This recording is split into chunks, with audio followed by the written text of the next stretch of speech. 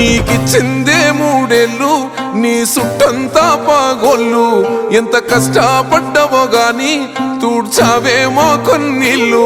కొమురెల్లి మల్లన్న తీరే నీ కోపము కొట్లాడినవే అసెంబ్లీలో మా కోసము మళ్ళీ నీ గెలుపు కోసం దుబ్బక మొత్తం ఒక్కటై వస్తున్నవే